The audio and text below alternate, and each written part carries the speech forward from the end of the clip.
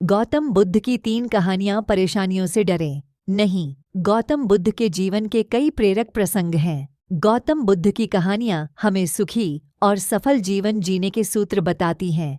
परेशानियां हर जगह हैं और हम परेशानियों से बच नहीं सकते, इसलिए सदा उनका सामना करें। गौतम बुद्ध कहते हैं, परेशानियों से डरे नहीं, उनका सामना करें। गौतम बुद्ध कौशाम्बी नगर में रह रहे थे। वहां की रानी गौतम बुद्ध का अलग अलग तरीकों से अपमान करती थी। रानी ने अपने कुछ लोग बुद्ध को अपमानित करने के लिए और परेशान करने के लिए उनके पीछे लगा दिए थे।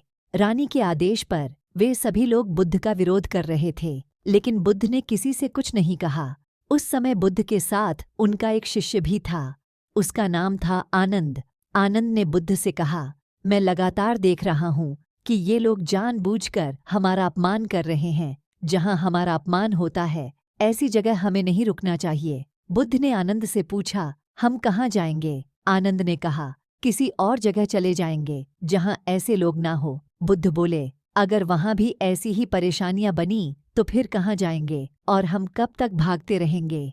अपमान भी एक समस्या है। हम अहिंसा, धैर्य के साथ विनम्रता और शालीनता से ऐसे लोगों का सामना करेंगे। बुद्ध की सीख, परेशानियां हर जगह हैं, हम परेशानियों से बच नहीं सकते, इसीलिए समस्या चाहे कैसी भी हो, हमें उसका सामना करना चाहिए।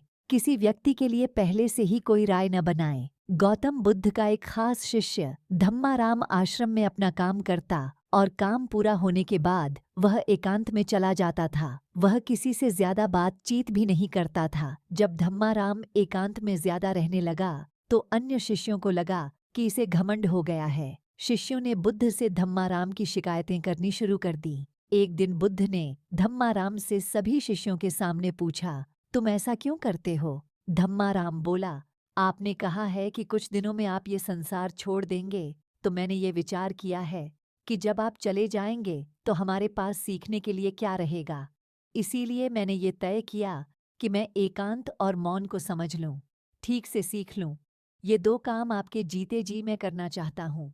बुद्ध ने अन्य शिष्यों से कहा, तुम सभी ने देखा, कुछ और समझा। कुछ तुम्हारी आदत है कि तुम दूसरों की बुराई करते हो, इसीलिए तुम सभी ने धम्माराम की अच्छी बात को भी गलत रूप में लिया।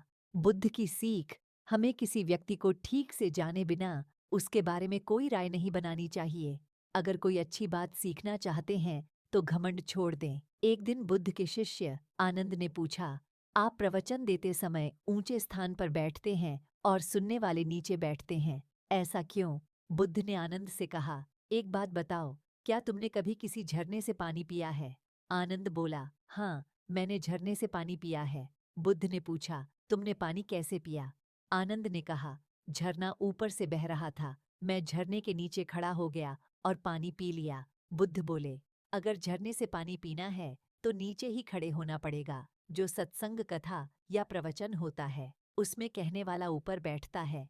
उस कथा का संदेश ग्रहण करना है तो सुनने वाले को नीचे ही बैठना होगा। नीचे बैठने से हमारे स्वभाव में विनम्रता आती है, हमें अच्छी बातों को जीवन में उतारने की प्रेरणा मिलती है।